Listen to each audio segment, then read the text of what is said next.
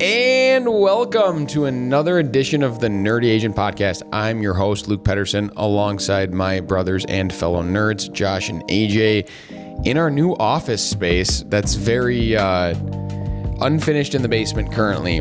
We haven't built out the studio space, but this new office we have a couple blocks away from our old one is too awesome to not be in, so we decided to move even though it wasn't fully ready for the podcast. If you guys want certain backgrounds, we can try to make something happen here, right? Like we got to figure out a cool, awesome way for it to look behind us. Oh, a wall would be fun, wouldn't it? We've been talking about Here's that. the fun fact question of the day. Question of the day. Between these two items, which one is higher? Our sales count for 2025 or Anthony Edwards' points in the last 2 days? It's definitely Anthony Edwards' points in the last 2 days. Josh? 86 He points. scored 90 points. 90 points for Anthony Edwards, but 90 points. 94 sales. Is that where we're at? Wow, let's go. Group. So, Wow. it was close, though. It was close. We had, I told AJ yesterday, we had 22 agents with the closing in January. Different agents. That's crazy. Not including AJ or me. That's Zero crazy. closings in January. Let's go. It's I got a little bit I got tired yesterday when in the group message AJ said all Anthony Edwards has to do is play like this for 7 games and we'll be fine because of the playoffs. And I responded and said, I did the math quickly and said, no, 28, and thought, wow, there's a chance that they have to play 28 additional games to win the whole thing. But That's also- a third but of the also- regular season. But also, It's Luke, nuts. it could be 16. Could be 16, which is still an extraordinary amount. It's so many games. Basketball's a long postseason. Oh my gosh, that would be so long. A lot of people If get Anthony Edwards plays like that, we might win the whole thing. But speaking of when things sometimes feel like they take forever, when you have clients that are constantly in multiple offers, sometimes it feels like those transactions take forever, doesn't it? So that gets us into the topic of the week. As we enter February, as we get the Super Bowl happening on Sunday, so this is going to come out post Super Bowl. That's typically when the competition starts to hit its, biggest amount of competition, and then that kind of goes all the way through May or June as it tapers out through the end of the year. And I personally have been seeing a lot of situations this week that are significantly more competitive than they were even a month ago. And so I thought it'd be helpful to retouch on, I know we've done a podcast on this before, how you win in multiple offers for your clients. Because as I said at the beginning of 2024 to you guys, that's going to be like the number one thing for an agent outside of actually getting clients and being good enough to obtain clients. But you have to be able to win in multiple offers for them as well, because if you can't win multiple offers with where the market's going to be, you're not going to be able to sell them any houses because you're going to get bogged down. Wouldn't it be fun though if there was just a script for our business like there is for the NFL, and then you just automatically won in multiple offers like the Chiefs? This could probably get released right after that. The game is done too. I got the Eagles. We'll see I how got that plays out. Who do you guys got on Did you, Sunday? but did you see I got the Eagles. did you see the referees come out and say we're not doing anything? They had a They're report. trying to PR the whole thing, and it's like so funny. It's probably like a total nothing. There It's just hilarious. was a report that was released where someone studied like the impact of refereeing on the games. The Chiefs get a significant advantage. But you could argue that when you're better at a specific sport, you're more likely to Yeah. have flags calls on your behalf because the defense is having to do things that they shouldn't do. i.e., James Harden. If it was anyone other than the Eagles they were playing, I'd be very heavily rooting against Anthony the Chiefs. Edwards was but- fouled 10 times last night. Yeah, he had a lot of free throws. That's crazy. Anyway, into the topic. Multiple offers. So one thing I tell my clients when I meet with them too is like, because we prep them through the whole start, right? Is what is your experience going to be like? And it might probably even winning in multiple offers starts with how do you prep your clients properly? Because if you don't make them aware of what multiple offers are like, then when you get to that point, they're not going to be as willing to do what it takes to win in multiple offers because you haven't given them an expectation on the front end. One thing I pride myself on, and I say this, is my win percentage in multiple offers exceeds the probability percentage based on how many offers there are. So if there are 4 offers, I say I win more than 25% of the time. If there are 2, I win more than 50% of the time.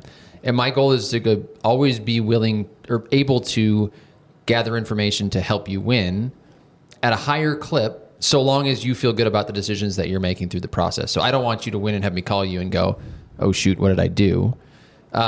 But I don't want you to lose because we didn't do enough. So that's part of the prep process, and I think that's a good way to start with this. Yeah, So expectations. what are the expectations at the first meeting that you go over with people for the potential of being in multiple offers? It depends on the price point, right? I mean, if you have clients under First time 500 home buyer under 500. Yeah, under 500.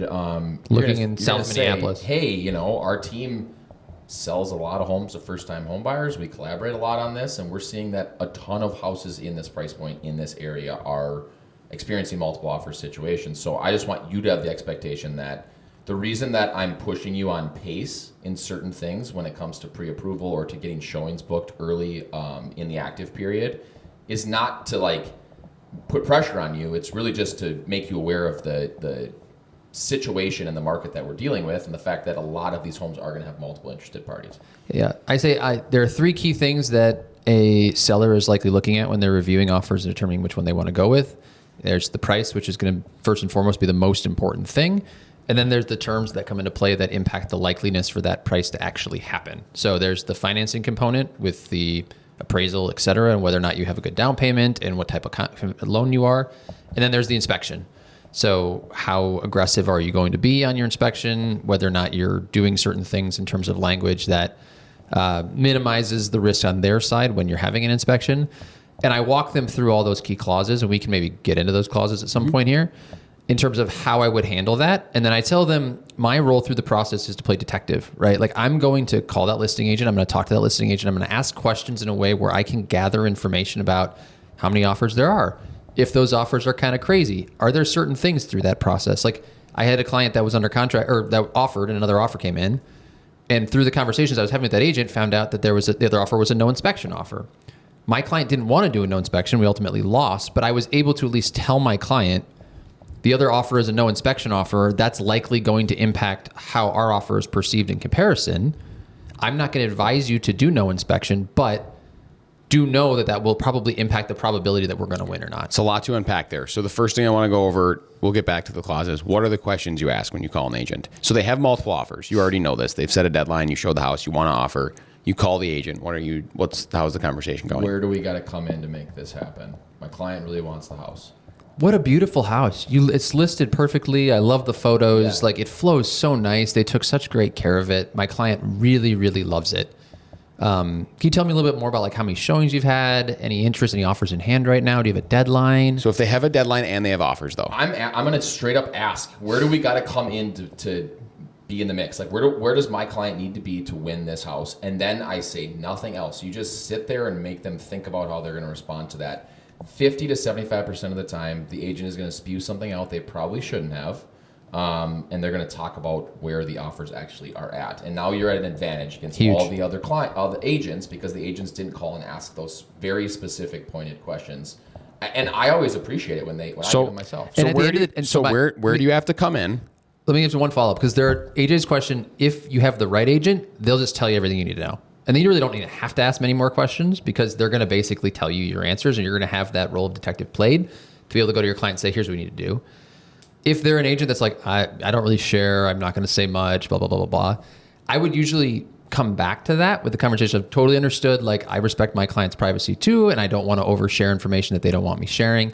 What I want to do though at the end of the day is ensure that I give my buyer and your seller the best opportunity for the best possible outcome. So my buyer may be a little bit more willing to be more aggressive on the offer, just knowing a little bit more about what's going on. So I'm not trying to tell you to just like tell me everything, but like, are there no inspections offers on the table? So like our price is crazy. You're moving past. So where do we have to come in to get this done? That's going to be the price. But hold on, Luke. I think this is important. Let me just say this. What Josh just said is what I would say in a scenario where the agent aggressively told me he or she is not going to say anything. Yep.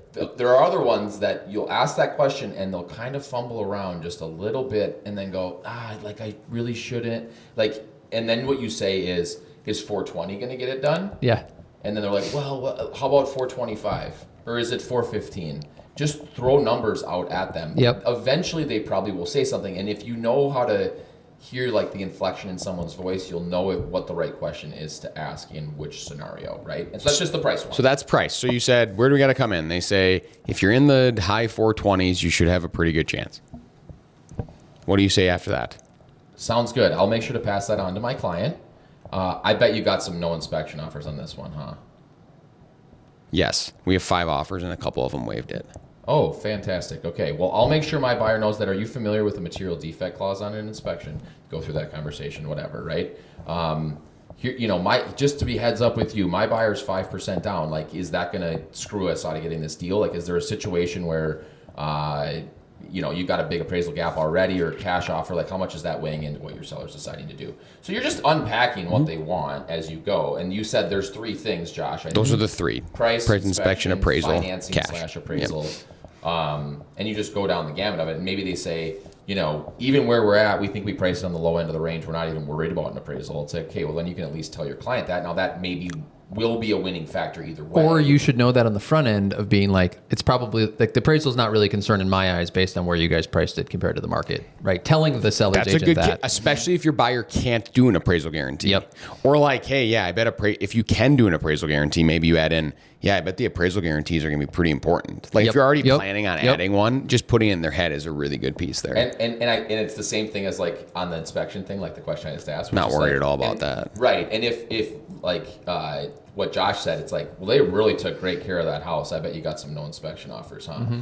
Saying it like that, very casually, and they'll be like, yeah, I got 2 with no inspection. Then it's like, now you go back to your client. It's like easy to say, they have 5 offers in hand. They told me that in the high 420s is probably going to get it done. They have 2 no inspection offers. I explained material defect clauses like we'd already talked about, and they know that we can't do an appraisal guarantee, but we kind of talked through that we're not terribly concerned about that. Now, that might end up being a factor, but it seems like it's probably less of a factor in this situation. And also know your agent that you're talking to on the front end, right? Like what I've found is like the inspection, for example, one line I use a lot is with agents that have been doing this for like 30 years, and they're like, yeah, we've got some no inspection offers. I'm like, okay, I totally understand that. Just know that like I've found that some of the behavior that's been happening in the last 4 or 5 years in the industry, specifically among newer agents of just waiving inspections left and right, is kind of irresponsible. So my clients do this thing called the material defect, and then I want to explain it.